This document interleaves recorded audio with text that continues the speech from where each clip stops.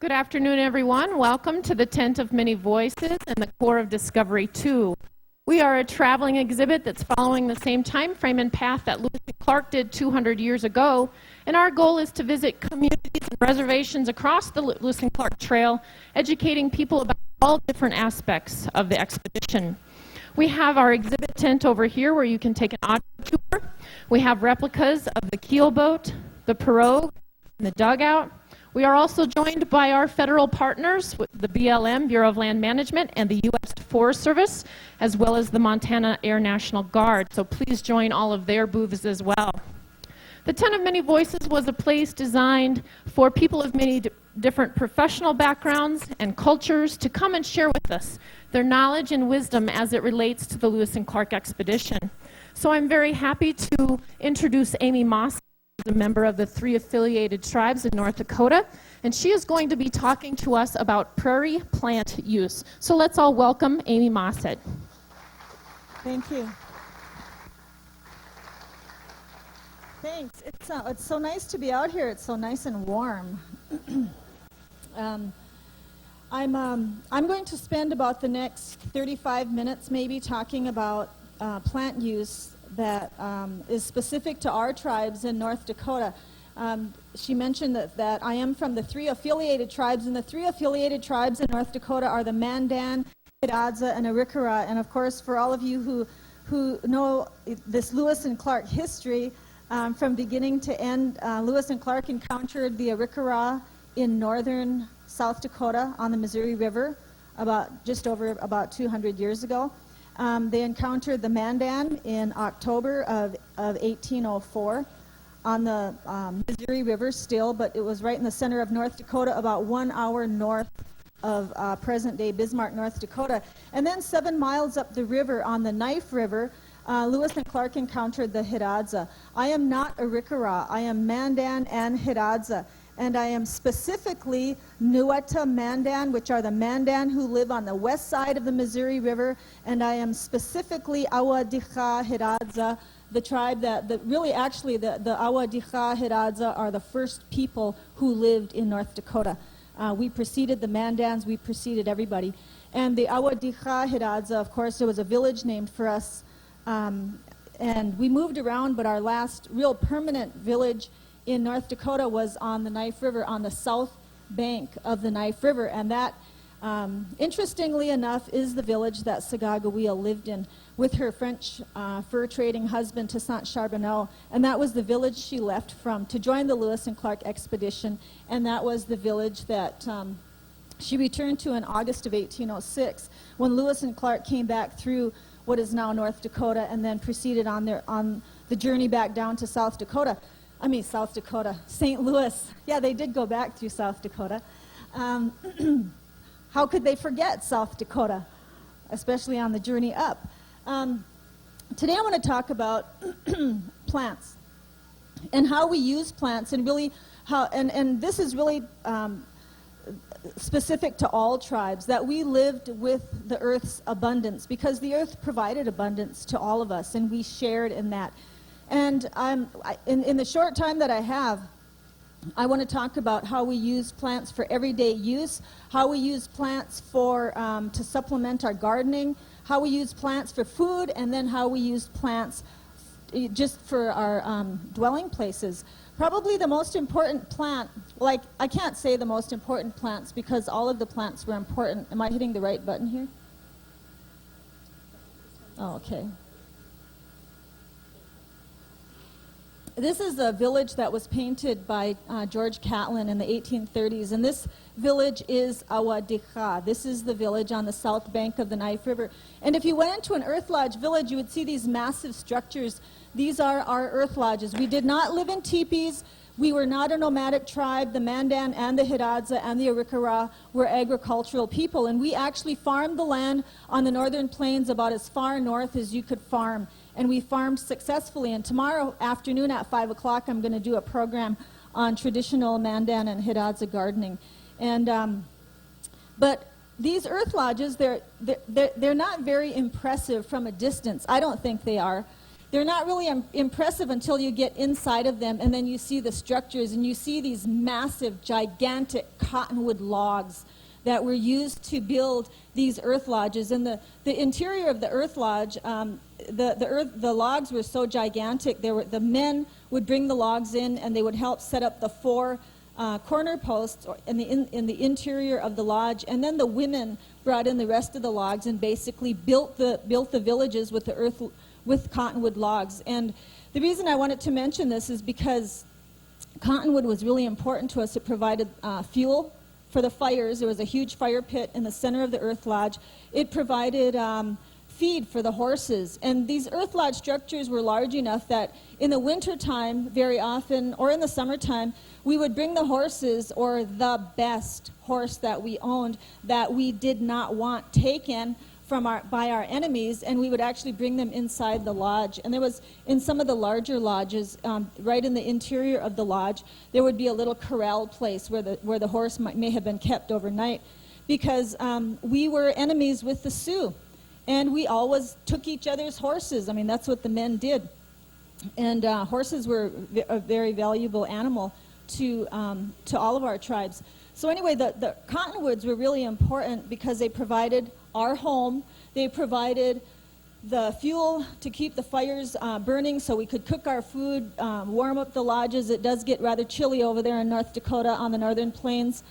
I know that William Clark recorded on January 10th in 1805, I think the temperature dropped to 40 below, but I think it only registered 40 below in his journals because that's as far as the temperature would drop. I mean, it only went to 40 below. And I know that this January 10th in 2005, it was 49 below in Newtown, North Dakota. And that was the regular air temperature. So it could very well have been much colder than 40 below when Lewis and Clark spent the winter with us. But at one time, there were many cottonwood logs that lined the trees, but after the steamboats came up the river, we lost a lot of the cottonwoods because they were all chopped down. They needed many, many cottonwood logs to keep their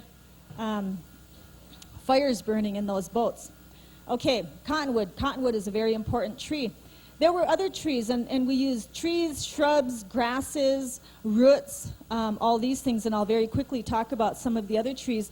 I was just visiting with this gentleman here about this basket, and because we were agricultural, we had, burden baskets, and these are called burden baskets for a reason. There was a lot of work done with these baskets, and they were used to carry into the garden to bring in the crops. They were used when we went out onto the prairie and picked berries or dug turnips and so on. But with this burden basket, this is a Hidatsa burden basket, and this is made from a couple of trees. This one isn't. This is a commercial burden basket. We do have the original baskets, but they're pretty fragile and you can't haul them around. But the original burden baskets were taken. The peach leaf willow is usually what we use for the frame. And the willow was also used for frames for bull boats. And that, of course, was our water vessel out there on the river if we needed to cross the Missouri River or cross the Knife River or travel back and forth any short distance. I don't think you really want to travel too far in a bull boat because, they generally didn't leak, but, eventually that hide would get soggy if you leave it in the water long enough. The woven part of this basket is made from the inside of the bark of green ash, the green ash tree. And green ash, of course, is a really hard wood. And so green ash was also used with the branches of a green ash tree. We also used those branches or the sticks for the handles on our hoes. And this is, of course, my garden hoe for my traditional garden program. My garden hoe that I use in my real traditional garden, I think I got from Menards or Kmart or Walmart or someplace like that. But the green ash is what we used for a lot of our garden implements. We also used a green ash for the scapula, the buffalo shoulder blade hoe, and also for the digging stick, because green ash is a very hard wood. All of the other trees they're kind of in between the tree and the shrub category, are like the chokecherry trees. Chokecherry is a very important plant because in August, this plant provided us with food. And we would dry choke cherries and make choke cherry patties. We would eat the choke cherries. And they were, I mean, they're very healthy berries. The choke cherries are also used for medicine. Choke cherries are the berries themselves. The juice from the choke cherry is a medicine that you would use to keep your blood healthy. The branch of a choke cherry tree, a green choke cherry tree, is a plant that you would use if you had a stomach ailment. There are a lot of different ways you would use a lot of different sections of plants, but all of these plants out here did many things, provided us with many different kinds of things. Juneberries were another tree because they provide a real succulent kind of berry. And Juneberries, people also call them service berries or Saskatoons. And the only problem we had with Juneberries is that the frost would usually get them in the spring. But whenever we had Juneberries, it was great because what we would do with Juneberries is take the Juneberries, very often dry them, make them into patties, or else. The other thing we would do with Juneberries is we would grind them up with corn, yellow flour corn. And then we would take the buffalo tallow, or the tallow from the fat on a buffalo kidney, and then melt it just a little bit, just enough, not a whole lot, but just enough to hold this thing together. And then we would press, and I didn't bring one with me, this is a turnip, of course, but we would make these little balls about this big. We call them corn balls. But the men would take them out hunting, and if you had this little ball of ground corn and ground Juneberries and a little bit of buffalo tallow, you could go out onto the prairie and you could hunt all day, and if you ate that, it would keep you kind of energized, sort of like these power bars that we eat nowadays when we do the marathon runs and the 6-mile road races. But it's real similar to that. So we had our power bars or power balls or whatever you want to call them back then too. So food was one of the things that the prairie provided us with through the trees and the different shrubs, and we had many different kinds of berries besides choke cherries, Juneberries, plums. We had grapes, wild raspberries, all along the river. We had many different kinds of tea that grew along the river, and people always asked, well, what did you drink? And generally we drank tea, but then of course we always drank soup too, because that was one of the things we cooked more than anything, was soup from our vegetable gardens. Let's see, in the springtime, after we planted our gardens, we would go out onto the prairie and then start reaping the different roots. One of the roots that we still dig up today is the turnip. And I'm not sure when these ripen out here. I know I saw some of these yesterday up north of Great Falls. And last week I went out onto the prairie and I dug some turnips, and they were still ripe, and maybe it was because we had so much rain.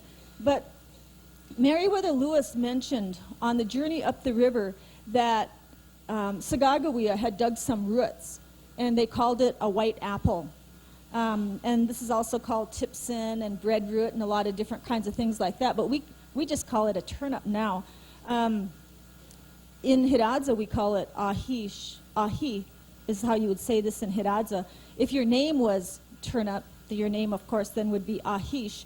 But this is like a potato. It's like a combination between a potato and a turnip and a rutabaga, maybe the taste of it. But it does have a taste, and it doesn't taste that bad. You have to dig it at the right time of the year.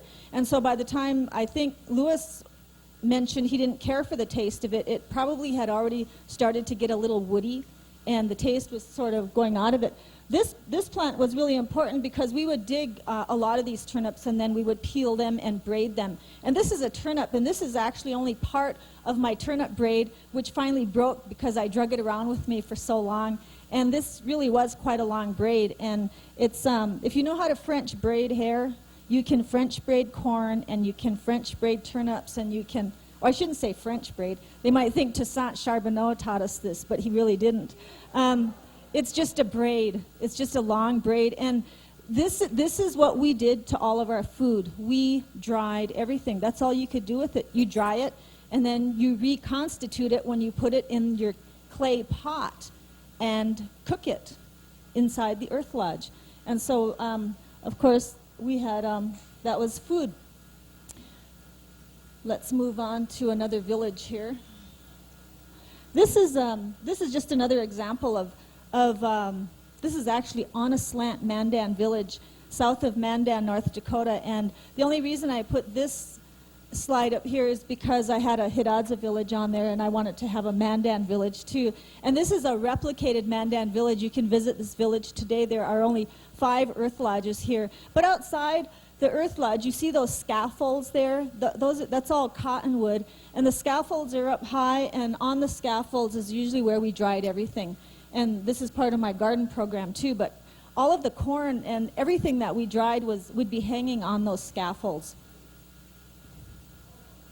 This is bee balm, and you see this growing all over the place, but you can make a glue from this plant, and you'll have to pardon my slides. I can take pictures and I can do PowerPoint, but when I had to put them together, I'm still working on making my pictures the right sizes. So this is used as a glue, and I think somebody told me that we actually use some of this glue inside of our pots, the clay pots that we made. This is not a very good photograph, but this is an antihistamine. This is gumweed, and this is that real sticky, really strong smelling flower that grows a lot on the sides of the ditches. You can smell it when you walk through it. But if you had poison ivy, and you steeped gumweed in water and poured it on your poison ivy, that would work better than anything. And I'm not recommending that you do any of this, but I have used a lot of these plants, and there's a reason that, we knew about these plants, and they actually do work. And so if you are way out in the wilderness and you have no antihistamines with you whatsoever, and you forgot your Caladril Clear and all of that stuff, and you could steep this in water, never boil any plants, because when you boil a plant, it can become toxic. But you could steep gumweed, and you would actually have something that would sort of help you with your poison ivy.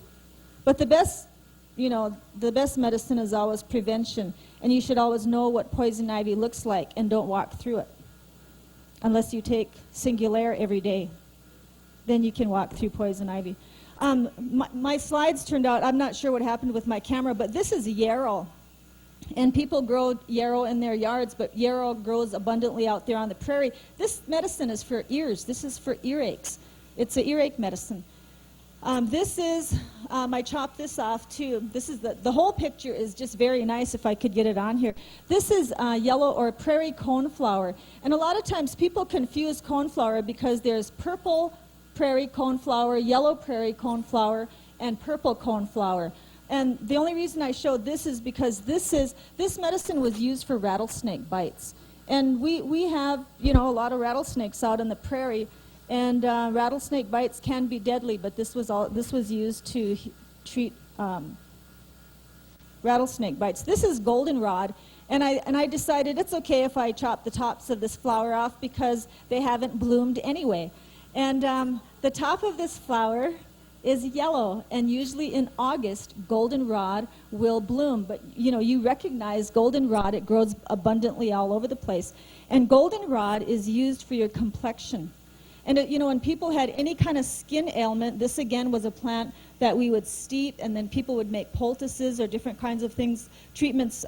Usually poultices were the treatments we used, and then you would put the goldenrod on your skin, and this would really keep your skin clear.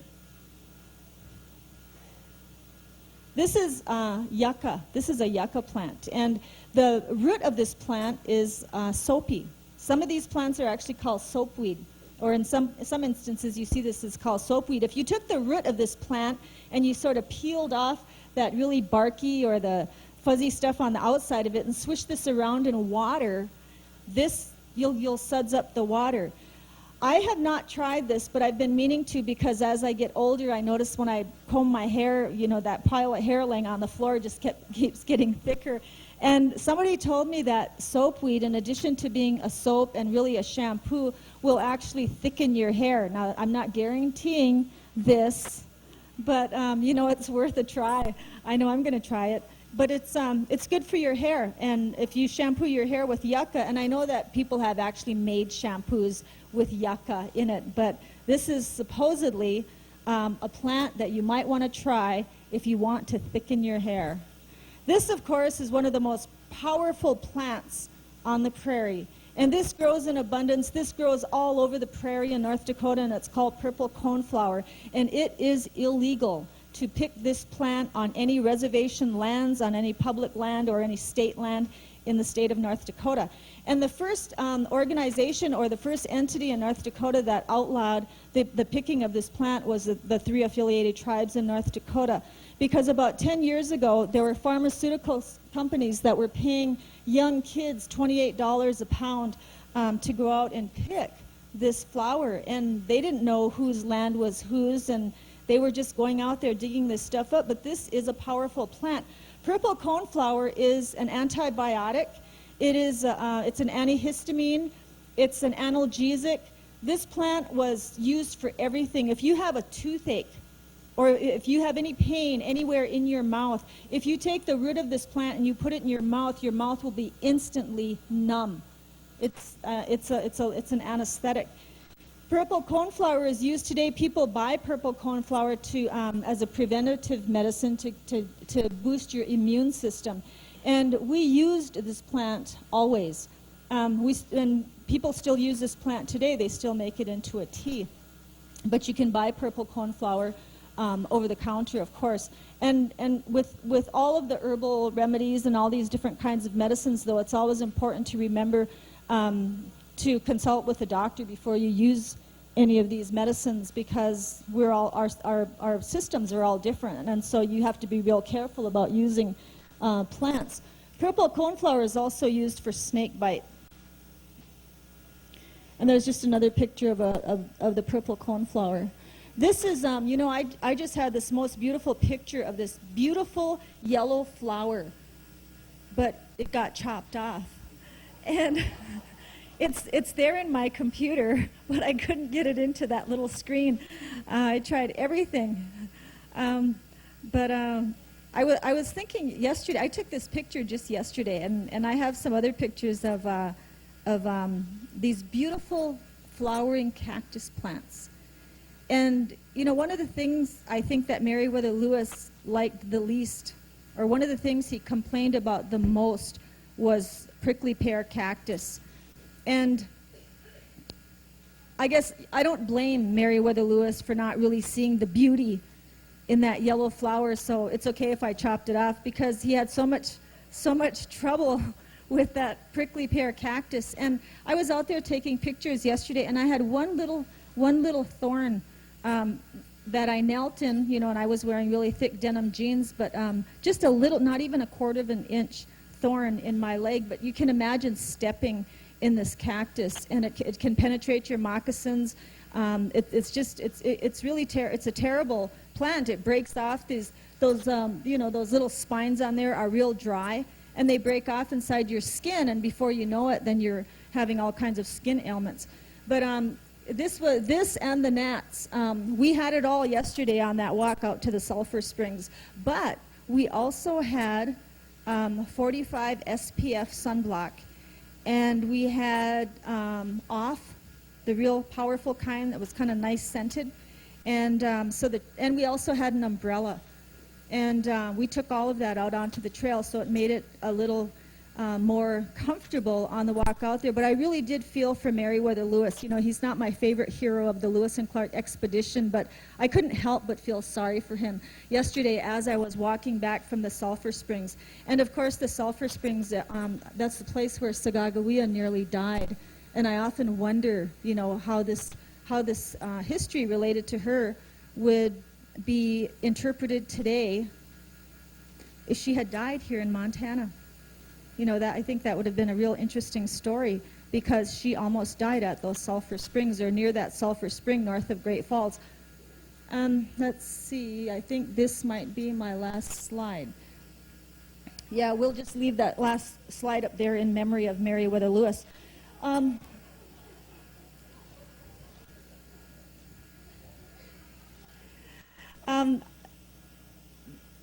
When people travel out into the plains in North Dakota, a lot of times people will look around and they'll talk about the prairie and the plains up there in North Dakota as being so empty And they'll look around and they talk about how treeless it is. Well, we did have trees along the river at one time, cottonwood trees in great abundance. But the prairie is really quite a treeless place. And I think a lot of people today, even today, would walk out onto the prairie and they'd look around and they'd say, there's nothing out here. But for all of us who've lived there forever on the plains, not just in recent years, but for thousands and thousands of years, I know that my ancestors who were living at all of those villages all along the Missouri River, all the way throughout the central part of North Dakota and further south of there, I know that when they walked out onto the prairie, or if they needed something, whether if it was for food or for the home or to care for the children or for ceremonial uses, if they needed anything, they would walk out onto the prairie and they would look about the prairie and they would never think, gosh, there's nothing out here. I know that when my ancestors walked out onto the plains, they would look out there and they would say, everything we need to survive, it's all out there. And one of the things that our ancestors did I think a much better job of than we do today is they learned how to share those resources, and they learned how to use it with respect. And the reason I'm showing all of these plants here on by a photograph is because you don't need to pick these plants. You don't need to go out and take these plants from the prairie, and you never take anything living off the earth unless you need it, unless you are going to use it. And I do have some plants with me. I do have these plants. We do use turnips. We do use white sage for ceremonial use. But every time you go out and you take something from the earth, you need to leave something there, something of yours. Something of yours. You leave it out there. And if it's only a prayer, then that's good enough. But you never take anything living off the earth unless you can give something back in return. I want to thank you so much for being here this afternoon. And if you have any questions about how we use plants or the Mandan and the Hidatsa in North Dakota, I have just a couple minutes here to answer any questions you might have. Anybody have any questions? We got plenty of time to field some questions. You first, sir.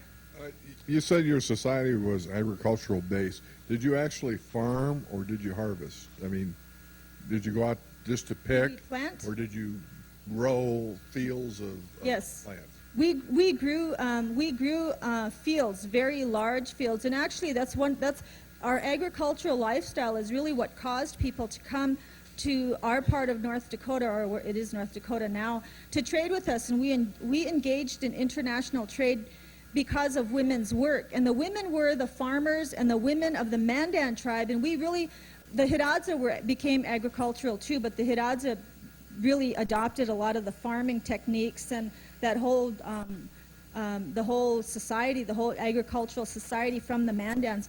But the Mandans planted 13 different varieties of corn, and I'll have a lot of those varieties here tomorrow. Today we still plant all of these varieties of corn, not because we need to, but because it's important for us to teach our grandchildren and our daughters how to plant these. But we had blue, yellow, red, white flour corn, we had flint, we had sweet corn. We planted several different varieties of beans, different varieties of squashes, and different, and we had sunflowers. And then later from the Arikara and some of the tribes that lived lower on the Missouri River, we planted, or we traded for some of their watermelon seeds. But it's real difficult to grow melons up on the northern plains. But yes, we farmed, and it was the abundance or the surplus of our crop that we used as one of the most important items of trade in the Mandan society. And then in the Hidatsa, the most important item of trade there was probably the Knife River flint,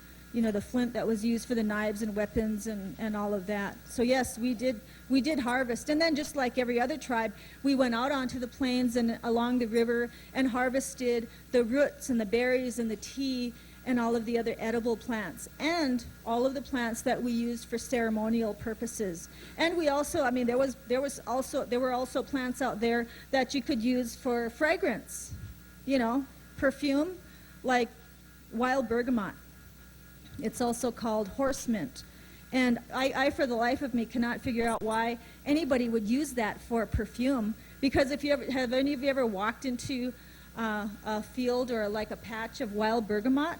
It smells, I mean, this is why I'm sure they call it horseman. It smells like horses, sweaty horses. When you take that saddle off a horse and you go to brush it, you know, and the horses have this sweaty smell, that's what wild bergamot smells like when you walk into the patch. Now, not, and I would think that somebody would want to wear that, or no, but not nearby, you will also find lavender hyssop. Now, that's perfume. And that, it smells beautiful. It's so fragrant. I think we have another question here. You? On the yellow coneflower, you said it was a rattlesnake remedy. Did they take it internally or as a poultice? Some of the things were taken internally, but with a lot of the things we would use a poultice. For the rattlesnake bite medicine, that was usually an external application.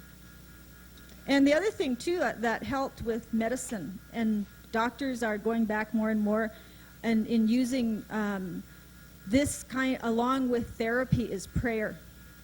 And, I mean, I think a lot of your doctors today recommend that because your state of mind is probably one of the most important elements of healing. And so prayer and you know, the way you're feeling, your whole state of mind is just so very critical in the whole healing process. And so I think that's the reason why prayer in all cultures has been just such an important part of doctoring somebody or healing. Another question back here. Is the purple coneflower related to what we call echinacea today? Yes, it is. The Echinacea angustifolia is the wild plant, and I think Echinacea purpurea is the domesticated echinacea that you can plant, which doesn't, the domesticated, the purpurea doesn't have such a deep root, and it's easier to harvest. But the angustifolia that grows out in the wild has a really, really deep root.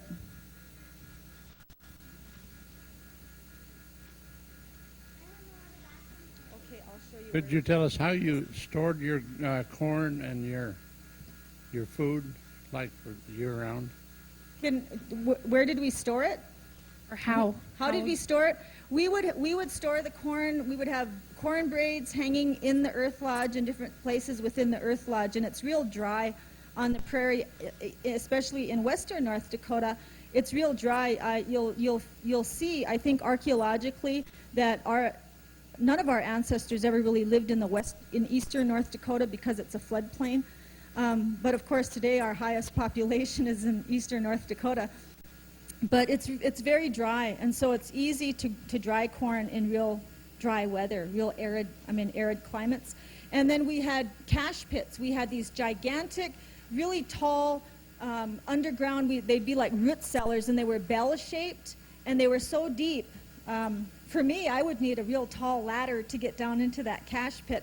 But the cache pit was hollowed out, and the Corps tried to, sort of replicate this as they were up here, but they didn't seal their cache pit, and their stuff got all wet, or they discovered that on the way coming back through Montana. But we had these huge bell-shaped cache pits, which would be similar to the root cellar, except they were lined. They were lined with prairie grass, and they were lined with clay, of course, and then they were lined with prairie grass, and then we put the corn in certain sections, and then the beans and squash, all of this stuff. Once it's dried completely, you can store in the cache pits, and it'll just last there forever. And the reason we put the cache pits out onto the prairie is because everybody knew where we lived. We were permanent. And so all of our enemies knew that we had a huge food supply, and we had to put the cache pits out onto the prairie and then mark them in a certain way so that we all kept track of our own cache pit. And then when we needed food, then we would go out and get it out there. But the key there was to keep everything completely dry, or to get it as dry as you could before you put it in the cache pit. And even in recent years, there have been cache pits that were unearthed or that fell through, when the movement of the river, and the banks would cave in and the cache pit would be exposed, and there have been seeds that were taken out of that cache pit that were regrown. So it's amazing how long that food would keep. Any other questions for Amy? Oh, one over here. Couple. There's some really good questions. You mentioned that the women did the farming. What did the men do? The women did all the work. The women tilled the soil. I'll talk about gardening tomorrow. I'm going to talk about women's work tomorrow. So you women, you got to come back and hear this. You men, you probably won't want to hear this. But the women, they built the homes. They maintained the homes. They owned the homes. They built all the tools, or they constructed all the tools that went into the garden. The women they planted the crops, they harvested them all summer long, they took care of a garden, these were massive gardens. The women took care of the children, they taught the children. When you were born into your mother's society, and you lived the way of your mother your entire life. That's where you got your identity. The women engaged in trade, the women owned horses. The women really helped to sustain the culture. The women in the Mandan tribe grew corn to the extent that there was such a surplus that people came from many, many tribes first, even enemy tribes, and then later explorers, the British, the French, and then the Americans came in and traded with the Indians. That was all a result of women's work. And people always say, well, what did the men do? And I always say the men did sports. Just like today, nothing has changed. The men went out riding horses, and they went hunting, and I'm just kidding. The men worked. The men helped the women. The men protected the women. The men were the warriors. And our tribes were living in a war society, and we had enemy tribes, we had allied tribes, and we're talking about, really some magnificent warriors that would descend upon our villages, and they could wipe out and burn an entire village. And so the men protected the village, they protected the homeland, they hunted for the buffalo. And those buffalo, can you imagine trying to bring down a buffalo, a bison? They're gigantic animals. Trying to bring one of those things down with a bow and an arrow. But we use like the corrals and the surrounds and buffalo jumps. That's a lot easier to get a buffalo that way. But of course, once they kill the animal, then the women, of course, again did all the work. And took the hide, made a bull boat, took the meat, dried it, took the hides, tanned it, made their husbands real fancy ceremonial robes like you see these men wearing on all these Mandan pictures out there. You think those guys made those outfits? No, the women did. The women, and when you think about how much work the women did and how long it takes to do the garden, and yet to have time to do that kind of quill work, because most of the work on these robes is not really beadwork, it's all quill work, porcupine quill, bird quill, and beautiful designs. And even the baskets, the baskets had beautiful designs in them. The pottery had really nice designs on them. And so the women worked really hard. Thanks for that question. Good question. The women tan the hides. How did they tan them, didn't? I've heard they chewed them, but they couldn't chew a whole buffalo hide. Oh, no. Wouldn't have any teeth left. No, that would be no. With buffalo, with hide tanning, you would take the brain from the animal, and from whatever animal that you brought back, whether if it was a deer or an antelope or a buffalo, you would take the brain from that animal, and the brain from that animal is the only brain you would need to tan the whole hide. You'd need your own brain too, but you'd need that. You'd mix. There's a mixture of the brain and then some oil, and then you scrape all the hair off the hide unless you wanted a hair-on hide, and then I think that would be even more difficult. I'm not sure, just handling a buffalo hide, because they're heavy.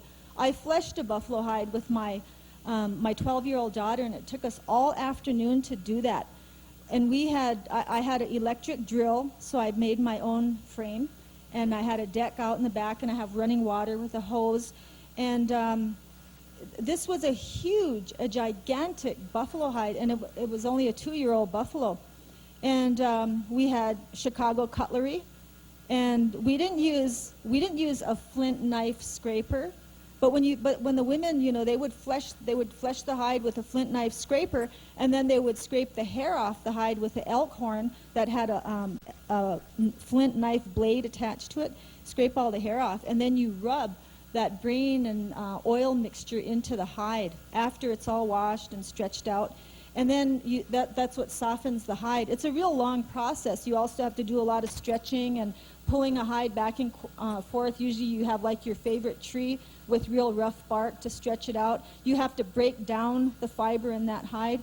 And then you, when it's all done and you have this beautiful white hide, and I have hide that I'm bringing with me for my program tomorrow, because you can see the white hide, once it's done, it's so soft. You can sew through it, it's so soft. But when you take that white hide and then you smoke it on a fire, then it turns brown.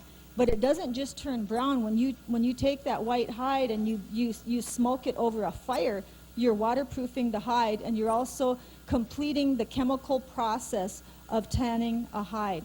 And it takes a long time. It takes about 3 days to do a burden basket. It takes about a couple days, 3 days to do some pottery, a couple of days to do pottery, and it takes a few days to do a buffalo hide. So you can do a deer hide in 1 day. I mean, today you could brain tan a deer hide in a day, but that's working nonstop. And the women, you know, they generally had a lot of other things that they had to do while they were doing this work. So yes, women worked really hard, but that's the way life was in all the tribal cultures. Any other questions? I thought I saw another hand. Yep. Yeah, I got a couple questions. First, what kind of tools did they have cut down those big cottonwood trees? And the other is, where did all these vegetable seeds originate from? The corn seed originated, I think, in South America, and corn originated as a grass. And some of the bean seeds originated on the prairie, and they continued to grow the bean seeds. And with the sunflowers, a lot of the seeds originated as wild plants. And then over the years, they continued to be planted, or once they're domesticated. Once you domesticate a seed, I think you're able to grow it, and it just becomes more hardy, and it gets bigger the more you plant it. And the better technology that you have each time you plant, whatever it is you're growing is going to just get bigger and better. I've experienced that, because our corn that we grow, it's the same seed that used to grow in 6-inch cobs, now gets to be 12 inches long. So over time, but this corn came, as far as I know, corn came from South America, from South American tribes. And a lot of people, there's a big argument. The Arikara say they gave the Mandan corn, and the Mandan say they gave the Arikara corn, and the Hidatsa know that we got the corn from the Mandan. But it's very old. It's hundreds and hundreds of years old. And I do know that this is way before my time, because the Mandan have been planting corn along the Missouri River for the last 1,000 years. And 1,000 years ago, we were at the border of Nebraska and South Dakota, and the Mandans were farming there. Question up front here, just so everyone can hear. Are there any legends in the Mandan or Hidatsa about Nordic inclusion? You hear these stories about the blue-eyed Mandans, and that there were possibly Scandinavian people that got over into that area. That's... Your people. Are there legends in your people about that? There's this legend about the Welsh that came over from, around 1100 or something like that. But that didn't come from that's not a legend from our culture. That's a legend from Welsh culture. And there actually are Welsh people, or people in Wales who have contacted our tribe and asked how they could get enrolled with the Mandan tribe. And there are people from Wales who have come to North Dakota just to visit the Mandans, because they really believe that story, but it is a myth. And the blue-eyed Mandans is also a myth. By 1738, although in 1738, when La Vérendrye came down from France, not France, but from Canada, And he came down, I think on foot. He didn't have horses in that first trip when he came in. But he mentioned fair-skinned Mandans.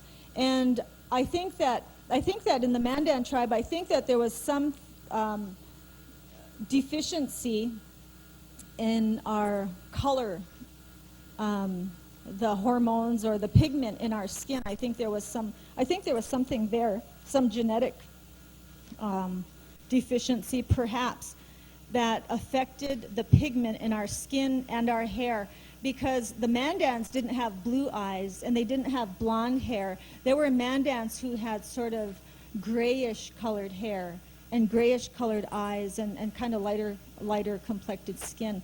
But usually by August that would all be taken care of and they'd be really dark again. But it didn't come from the Welsh. I think it was a genetic trait. All right, we have time for one more question. This gal right here. I'm interested in your basket process. Is there a certain time of year that you have to harvest the wood that you use? Or is it part of some bigger part of your maintenance of your culture? With the burden baskets, there was a certain time, but there was really a certain time of the year that we did everything. When, for example, as soon as the water broke up on the Missouri River, it was time to go out and garden. And as soon as the geese flew back, that was another sign that it was time to garden. But as soon as the water broke up on the river, you would assume that the ground is starting to thaw, and so then it would be time to go out and do the gardening. But usually it's around April or March or April that you're supposed to go out and get the trees. And what you want to do is you want to get the bark from the inside of the tree before the sap runs through the tree. That was the time of the year.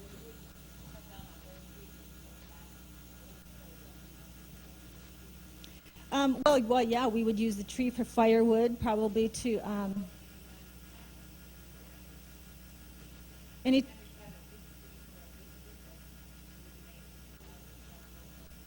Well, with a basket, you wouldn't cut a big tree down for a basket. You would cut a small tree, and the trees, the willow. If you see how willow grows grows kind of like weeds, and along the rivers we would get.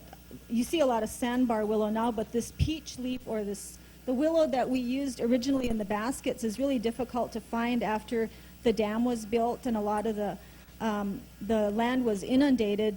We don't really find that tree anymore even. But yeah, you would use everything. You wouldn't waste anything with a sweat. You know, when you had a sweat in the earth lodge, and after you burn the rocks so many times, you take the rock and you use that rock over for something else because it crumbles and it becomes real crumbly, and you could use it in the pottery because that rock has been burned so many times, and for some reason it helped pots when you put them together, and it would help to keep them from cracking when you fired the pot. And I'll bring some pots over here tomorrow. So yeah, we used a lot of things over and over again, or sort of recycled in every way that we could so as not to be wasteful. And again, you know, when you go out and take a tree to make yourself a basket, you would, you know, offer a prayer and you know, you wouldn't be wasteful or take a great big tree if you only needed a small one to make your basket. All right, let's thank Amy Mossett for joining us today. Thank you.